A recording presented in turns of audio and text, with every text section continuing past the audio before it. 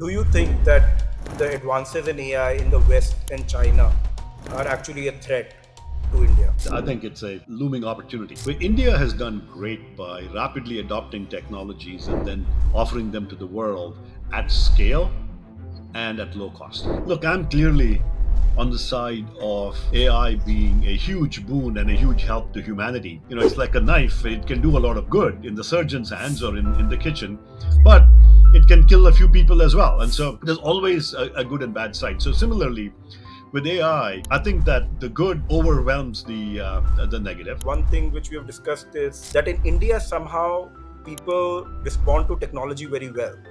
They're very happy to adopt technology, right? I totally agree, Varun. India has been spectacular about absorbing new technologies and applying them, the diffusion, as you call it. So, just as an example, although Java was not invented in India or Python wasn't invented in India, there's probably more Java programmers and Python programmers in the subcontinent than in the rest of the world put together. And Anand, what do you do other than work? I've always had a lot of interests beyond work. So for me, several things are exciting. I do a lot of gardening.